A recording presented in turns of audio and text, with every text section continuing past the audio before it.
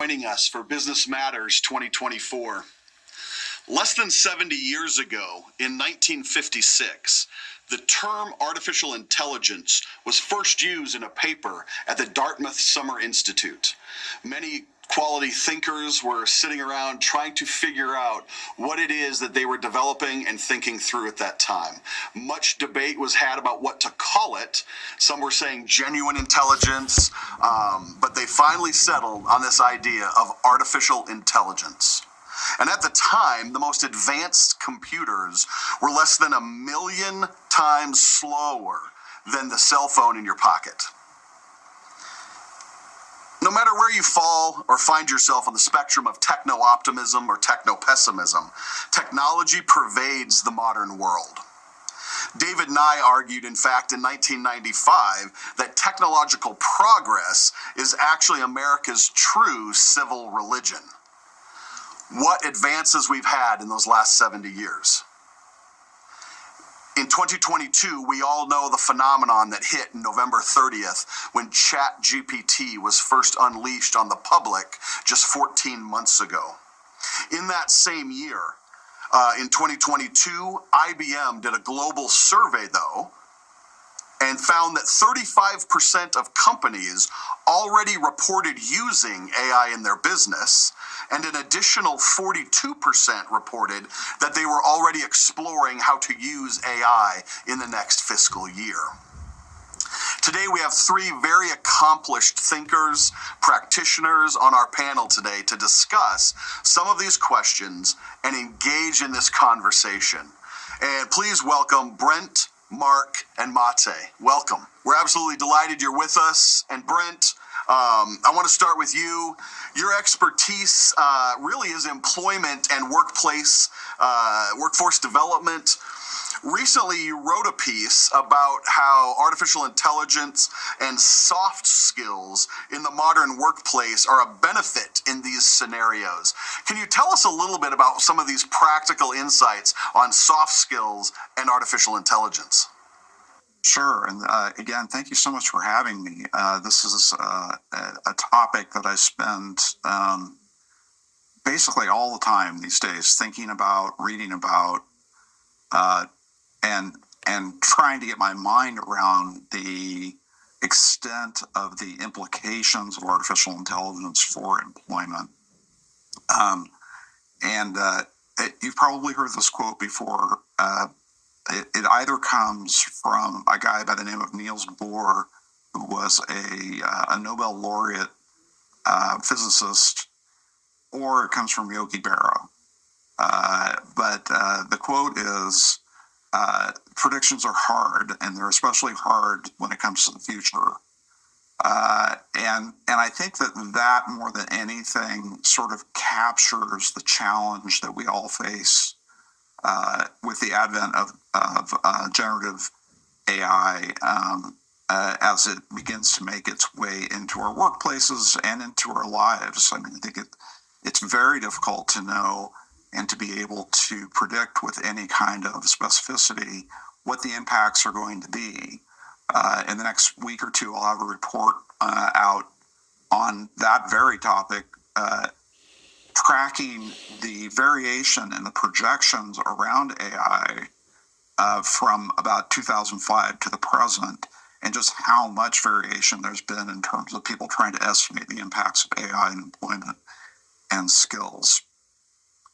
I say all of that because I think that uncertainty is the main certainty that we're dealing with.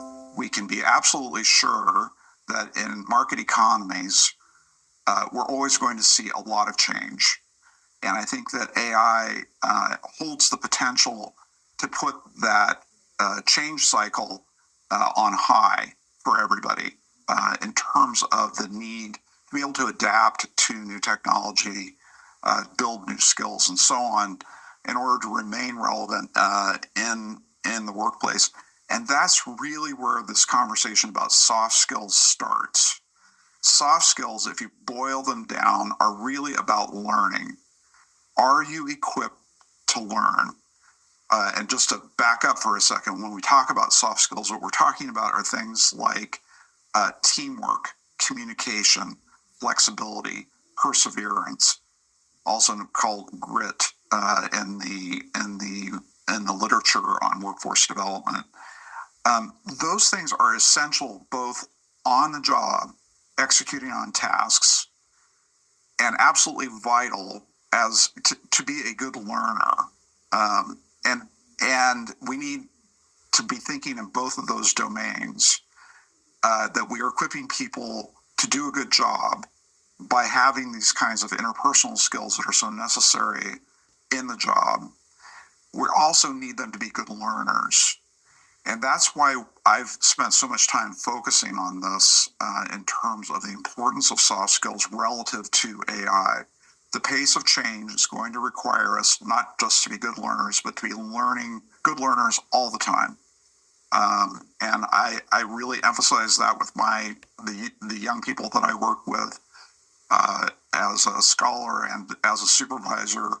The time is now. You have to get into the realm of artificial intelligence, make yourself comfortable with its use, not avoid it, because it is not avoidable going into the future. So those are really the main two factors, I think, in terms of why we need to emphasize soft skills from both a practical standpoint and from a learning standpoint. Now, in terms of the way that AI itself can help us overcome some of these challenges, I should say, has been one of the big surprises to me thus far in the way the technology has developed.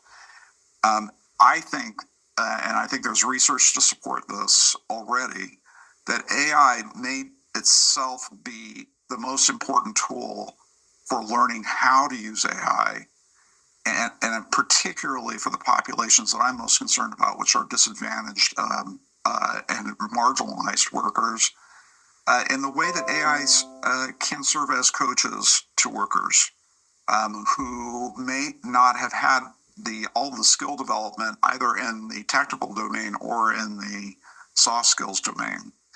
And I think the other thing, the other big surprise learning that I've discovered as I've been studying this is this question of skills democratization.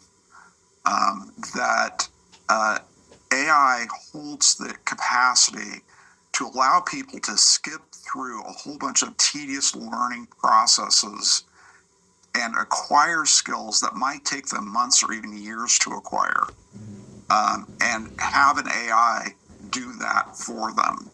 I think about this a lot as somebody who works in a think tank. I've spent 30 years developing my reading, analytical, and writing skills in the policy domain.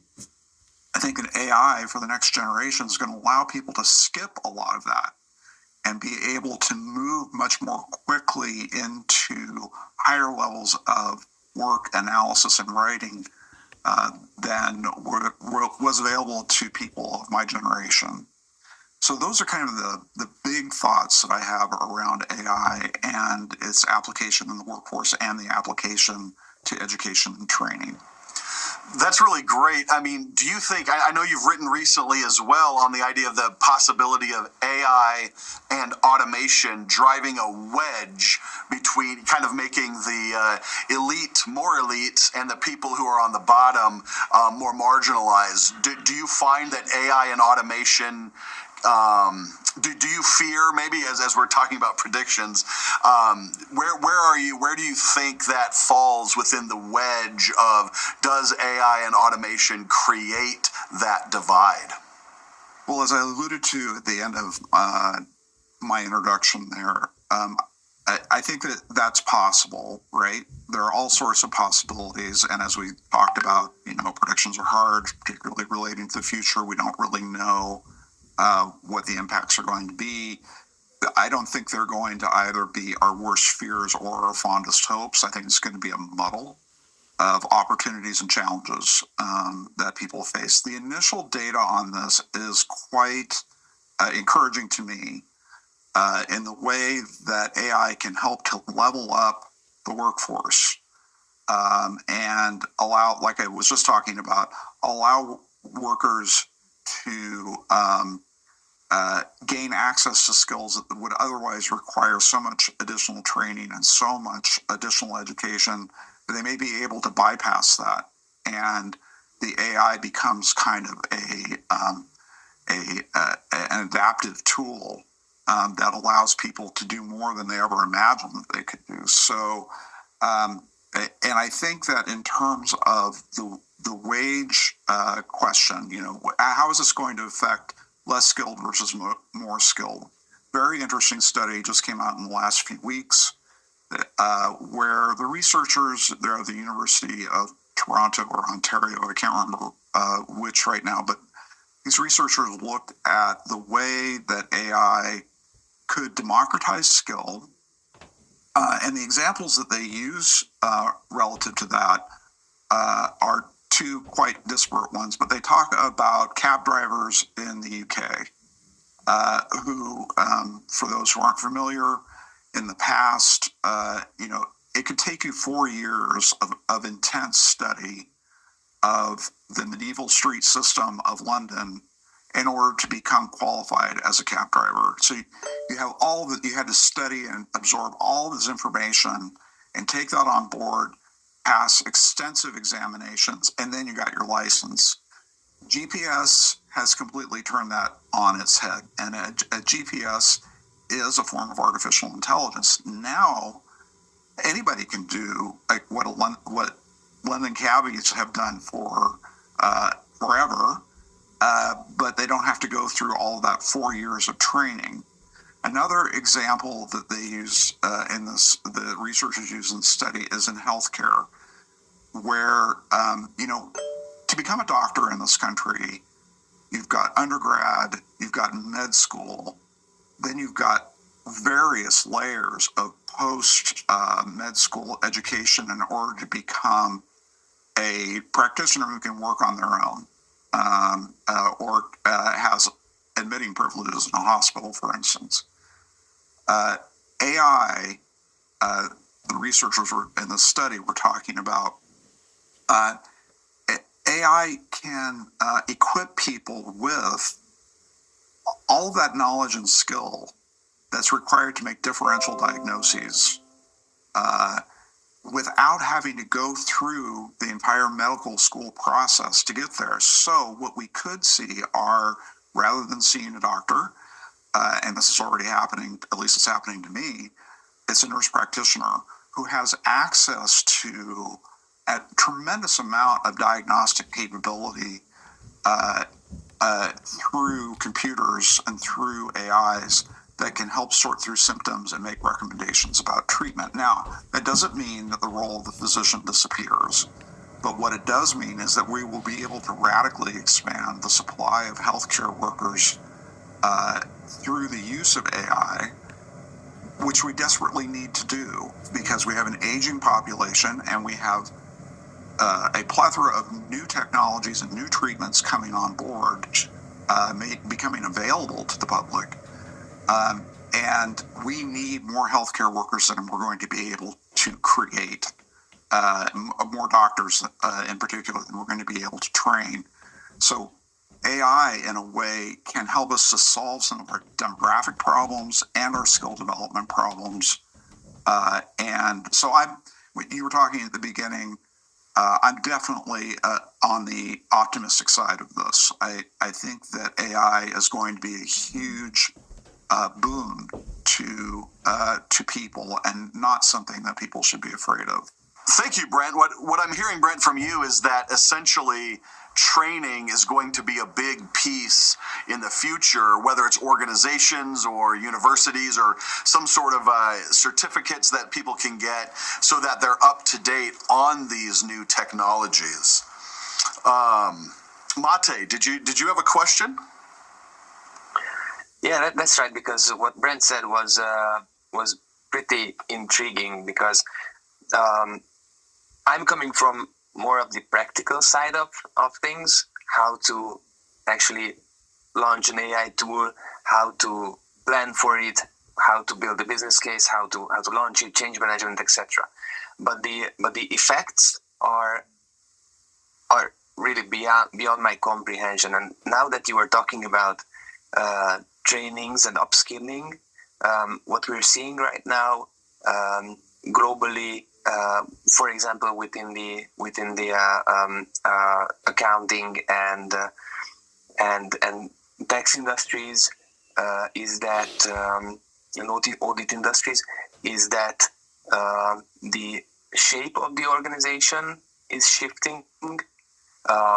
Simplistically said, from a triangular to a diamond shape. So less and less people are coming in from lower grades and maturing to higher grades, and the uncertainty or question that I have here, or how I can relate to what you said, is how are people going to get the right experience when the as AI develops, it tackles issues from the more simplistic to the more advanced ones. So if we're substituting AI and LLM solutions with the lower level tasks, how is a corporation going to tackle the experience issue? What is your take on that?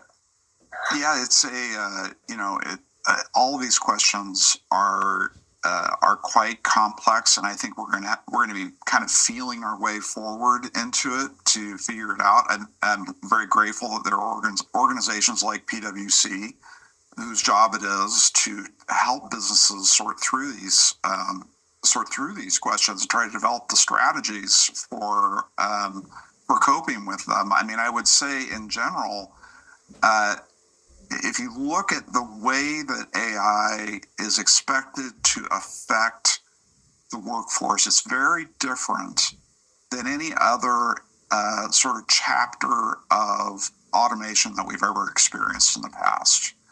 In the past, it's always been the less educated and less skilled who have been the ones who have seen their jobs most affected by the introduction of new technologies, right? We saw it in the shift from agrarian to industrial, from industrial to information and services. There's always been such a premium on more education, more skills.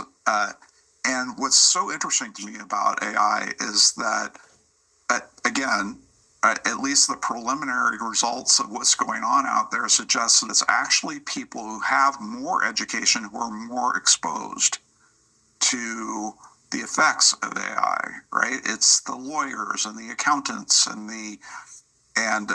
people in advertising and marketing and human resources. These are people that have invested a lot in their education, typically many years, and all of a sudden, they are the ones who are feeling the kind of the pressure to change, right? Because so much of what they do can be automated. About 20% of jobs, and these skew toward the high end of the labor market, about 20% of the jobs will see, a significant amount of impact from automation. People with less education that are more involved in processes and tasks that are more manualized in their nature see much less impact from AI. So this is a complete inversion from what we've seen in terms of automation in the past. And it's going to be very interesting. And we live in interesting times, whether that's a blessing or a curse. We live in interesting times. It's going to be very interesting to see how people who have never really experienced that kind of pressure from automation respond. And knowledge businesses, that are focused, that are in the knowledge economy, are the ones who are at the leading edge of this, because AIs. This is what they are. Generative AI programs are especially good with language.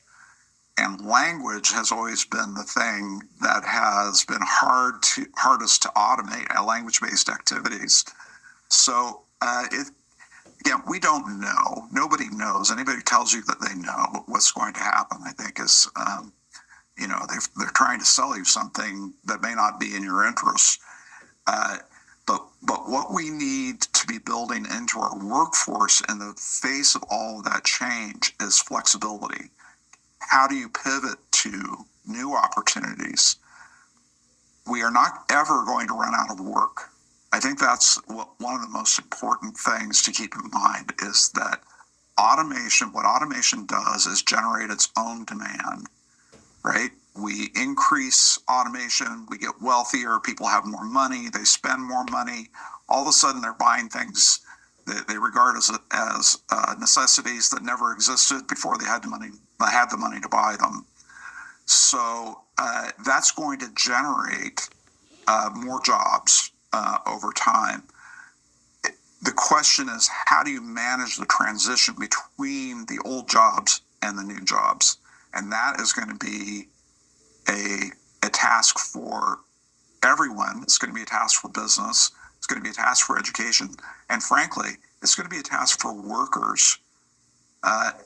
Nobody can deliver this to you. You've got to go out and begin to make your own plan for how you're going to adjust to the new economy. One of the important distinctions I think you're making there too is that we have to be careful when we say jobs are going away. It's largely tasks within jobs, and so the modification, the sky is falling. People try to tell us all these jobs are going away, but I think we're seeing a lot of the modification is in specific tasks within industries that are more attuned to maybe some of this disruption. But Mark, let's turn to you, Mark. Your company, Michigan Software Labs, has just exploded over the last 14 years, really doing great work. You work with clients around the country to design and create the software and the apps that run some of these modern things we're talking about. How has AI or the conversation around AI and automation affected the business you're in? Yeah, well, first of all, thanks so much for having me. It's an honor to be serving along this panel with all these other panelists. And I think if I could just take you a bit into the boardroom at what's happening and, maybe just think about, yourself in a boardroom of a Fortune 500 company and kind of get a flavor of what's happening. And if you were to back up, 5 years or so, a lot of what they were talking about is using AI to really automate, pricing. How can we start and make sure that we have, of all of our SKUs, have the best pricing along with that based on the supply and demand for our products or services? And then it shifted from just looking at pricing to looking at a recommendation engine. All right, now that we've got the right prices set, how can we make sure that we're recommending, the right products? And so you've seen this before. You've been on Amazon, you go down to the bottom and it said, here's all the other stuff that similar people, bought after they bought that. And so you end up putting more in your cart than you expected because, that's how recommendation engines work. They're kind of reading your mind.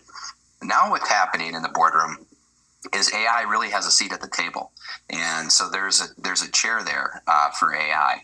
And businesses that are leading and are starting to think about, all right, what is AI's role within our enterprise? And they're asking AI, should we build this new factory or should we create this new product line? And it's really starting out in four categories, at least that we're seeing.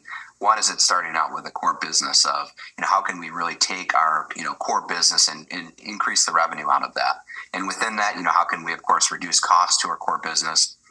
How can we also create new businesses that are outside of that, as well as these AI offerings or insights? And so starting to see a little bit of more adoption within that, but it's been happening over the past few years. And so I think ChatGPT and other tools, really made it public and made it something that people could commercially understand. But now it's been happening within enterprise for 5 years or so.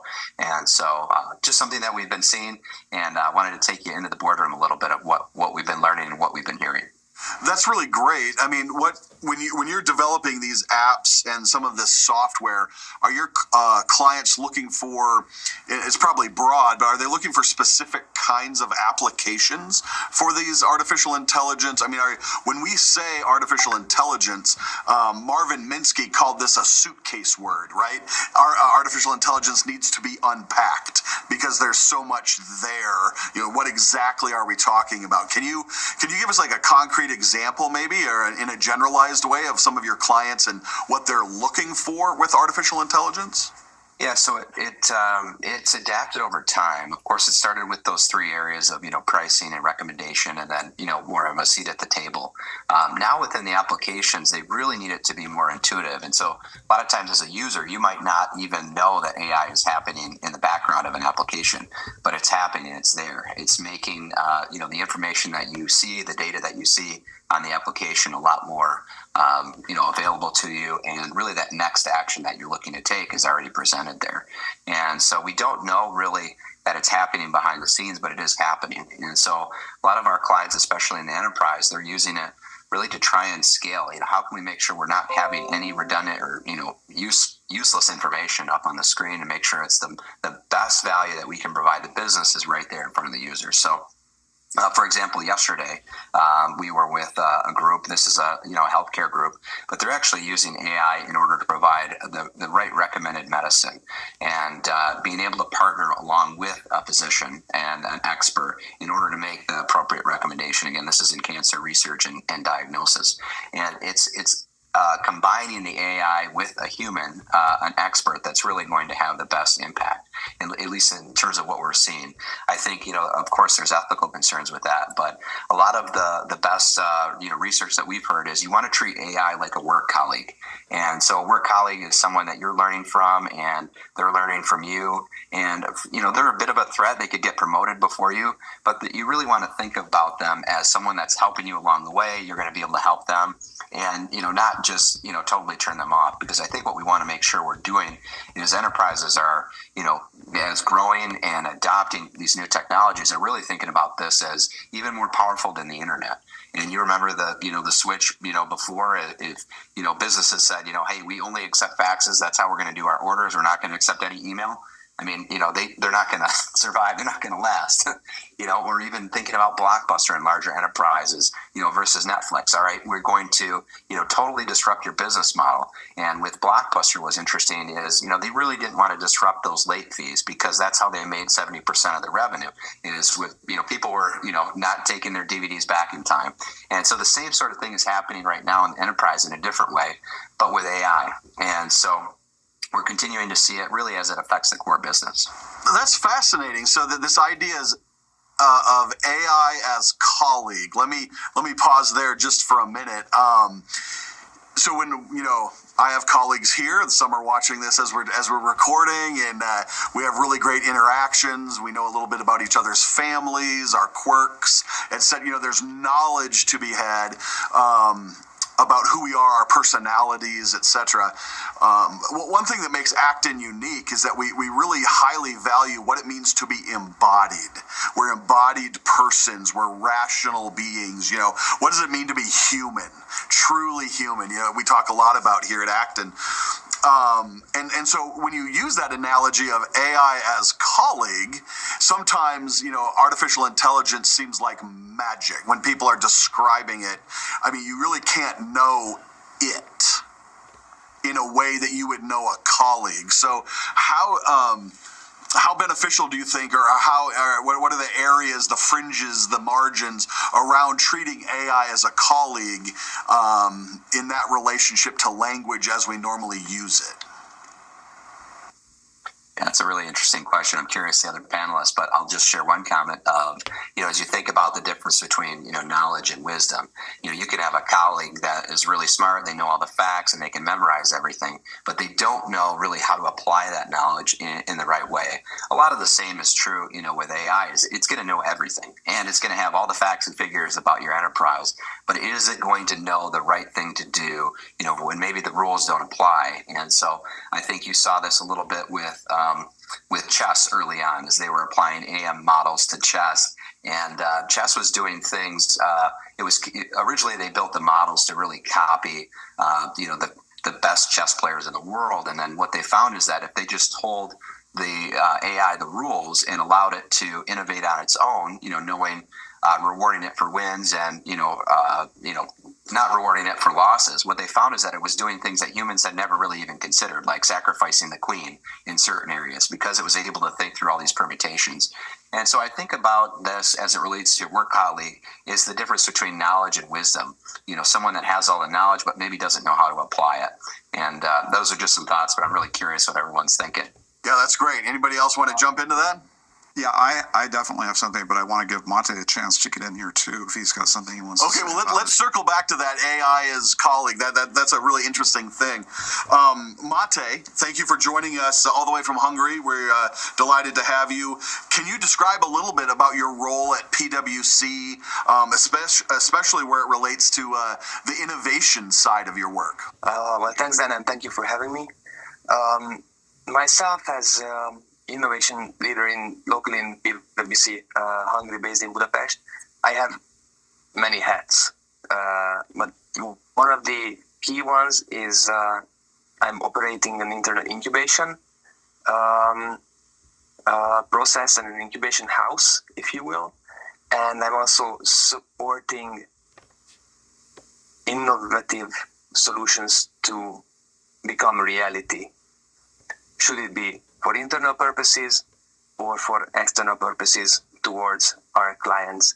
And AI came into my focus like a year ago when globally PwC we announced that we're investing a large amount of money in AI, and as part of that, as a key initiative, we went into an exclusive contract with Harvey, and right now, just a couple of months ago, here locally in the CEE region, I was part of the team which launched the tool for tax and legal AI. So tell us a little bit about that. I mean, as far as I could tell in my research, that Harvey is a second company, or is a company, correct, that you're partnering with? Is that right? Exactly. It's an external company. If you want to go into a little bit of detail, they're building their tool on top of the OpenAI ChatGPT solution. AI is an interesting phenomenon because technologically we're speaking about many technologies coming together. So as Mark already gave very good examples of AI being used even decades ago for multiple purposes, from recommendation engines to pricing, whatnot. I think the value add that came, or the most recent innovation that came in, was the combination of AI with large language models, which really made the difference between a machine, a technology, and a colleague, if you will.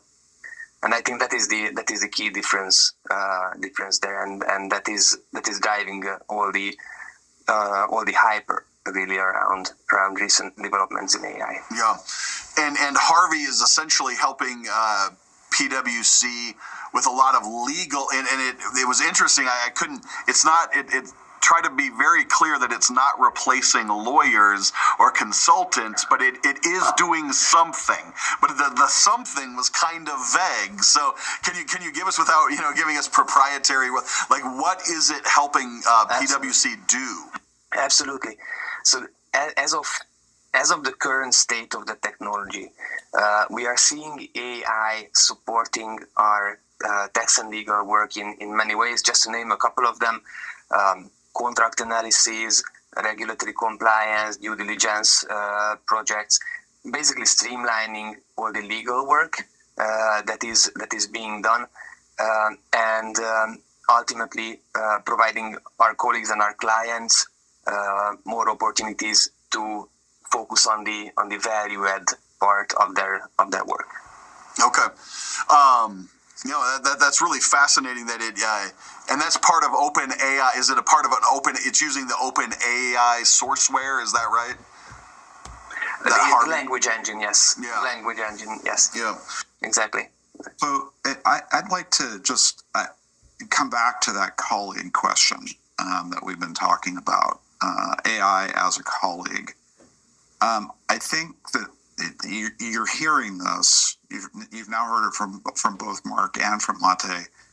And that is completely consistent with what I see happening in the research around this. There was a very interesting study done by Eric Brynholst out at Stanford University last year, and it was focused on call center workers.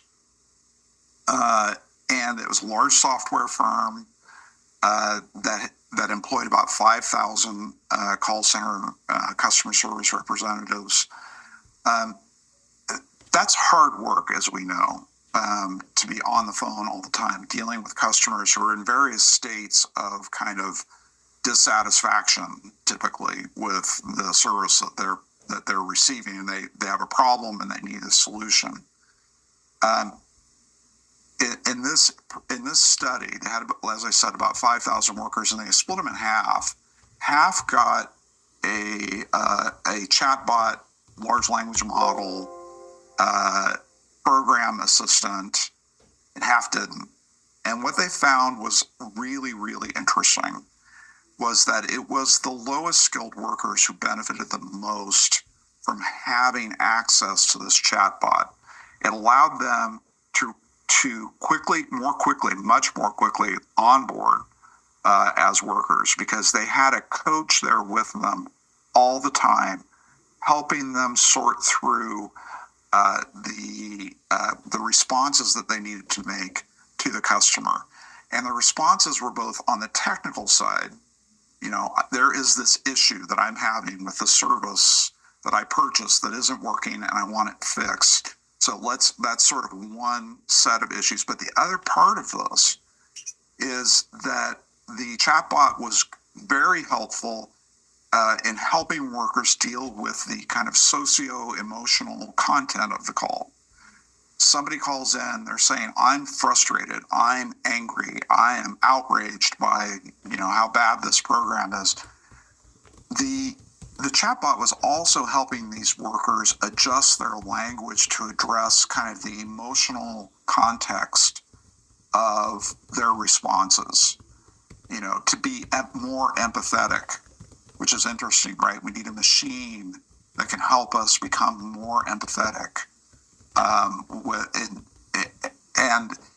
And what they've got out of this was a really large increase in productivity, about 14% improvement in productivity overall. And for those workers, the new workers, the less skilled workers, it was much more than that, right?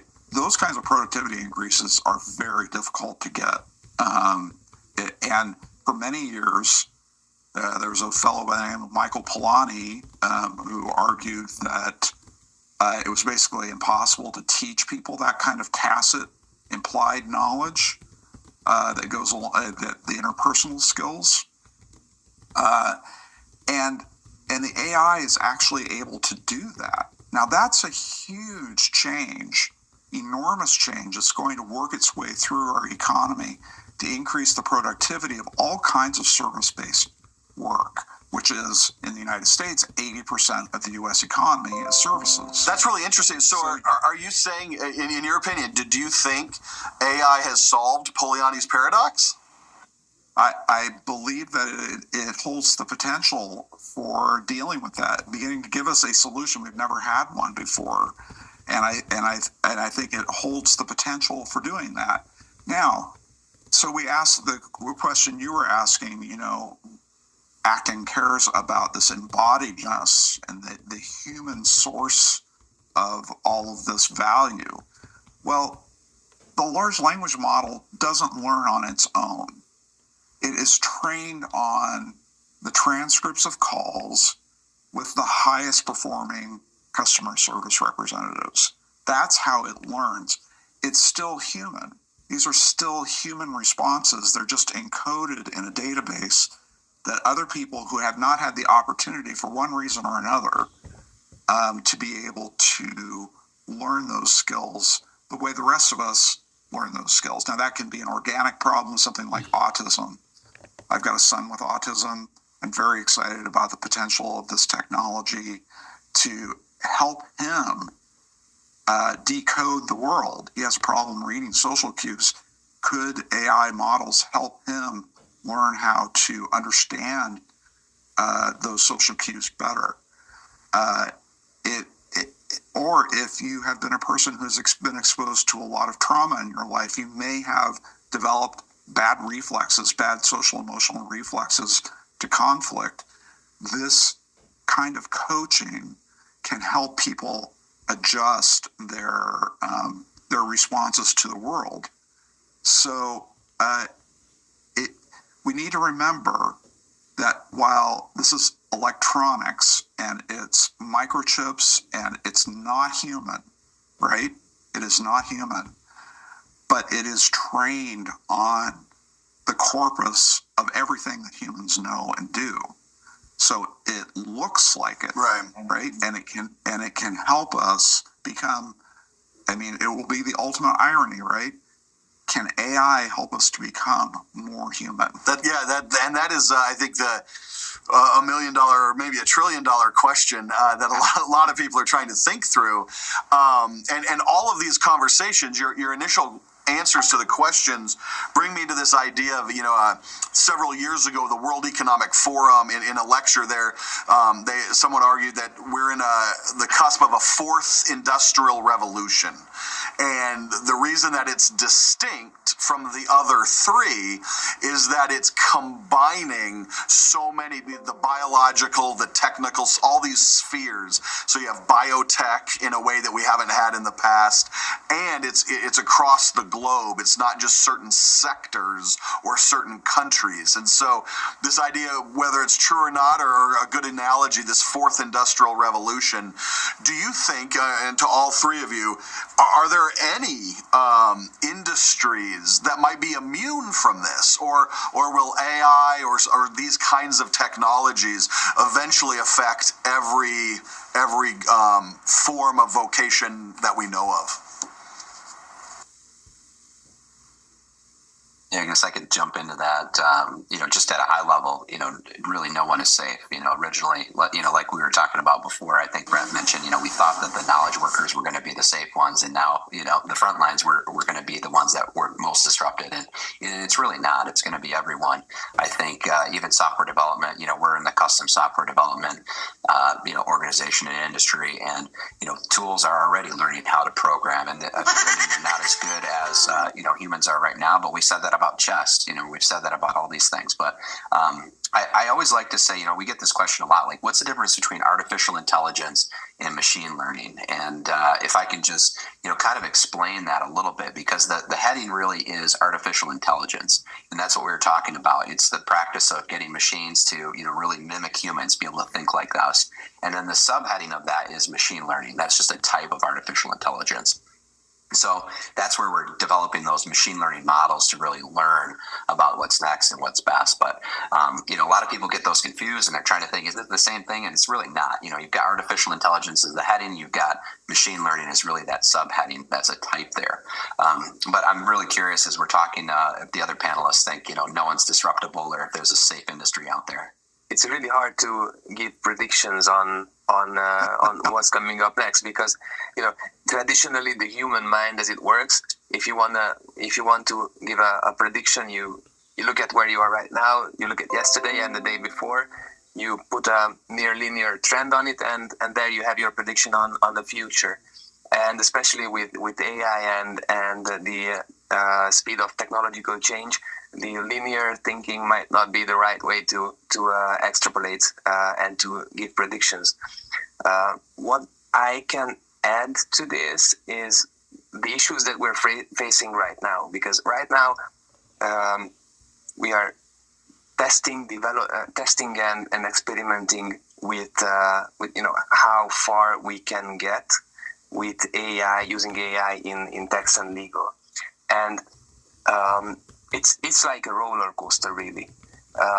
Sometimes all the colleagues are baffled by how dumb response is that's coming from it, and time to time they come with amazement and say, "Wow, the model and the response is a perfect analysis of this or that legal or tax question." Now, the key difference that there is right now between the AI colleague and the real colleague is the level of dependability and the reliability on the answer. So, as Brent said, in call centers, suggestions are coming from the past experiences and past facts, recordings of previous conversations. Now, the question is: do we have the right set of input data that we're training the model on? Is it skewed? Is it biased? Is it up to date? Is the content right? And these are really the challenges that we are trying to sort out and looking for, how to sort it out. Because if you're head of a finance or tax department of a company, and you go and try to rely on a tax advice coming from a large language model or AI, who is going to ensure that response is up to date? Even if it sounds correct, it just might be that it was up to date 3 months ago and not right now. And this is really what I see a key challenge. And maybe this brings us back to the question of what you said and about what is human and what is not human. Is a machine human if it can mimic human activities? Does it have the Chinese room experiment? Does it have the means to create responses that appear human? Does it have the decision-making power, and does it have the will to ask questions and set out goals? Yeah, that's good. I think, Mate, you have a really good point. And there's artificial intelligence, and then sometimes AGI gets mixed in, artificial general intelligence. So that would be more of a mind that some people allude to. Is that possible? And there's wide debate whether AGI is it really a mind, or is it some sort of intensive search engine with learning capabilities? And there's much, and in the literature, I think people are talking, this is near-termers or long-termers. So the near-termers are thinking about what is going on right in front of us, right? And you as practitioners, etc., a lot of us think near-term. And then there's some meddlers that are, more thinking long-term about what, possibilities. Because just in the news, if you pay attention to the news, in the last 2 or 3 months, we've had, the issue of the legal standing. I believe it was, I don't think it was in front of the Supreme Court, but somebody had done a search using AI, and it made up bogus cases in a very highly publicized political legal trial here in America. And then just a month or two before that, we had autonomous drone war game where it was published like it was real, and they retracted that. But if you remember this, just several months ago, the autonomous drone using AI realized the quickest way to eliminate issues within its software was to send a missile into who was using the human backup. It realized, and it missiled it hellfired the actual people that were controlling the back end of the autonomous warships. So just to clarify that's that actually did exactly not happen. That was a simulation. It was a war game, a simulation. Yeah, and so when they published that would happen, those kinds of things make the news, right? So you have these techno-optimists versus techno-pessimist flavors, whether it's near-termer or long-termer. But what I'm hearing, and for those of, I know you gentlemen know that we have many watch parties listening. There are hundreds of college students right now watching this.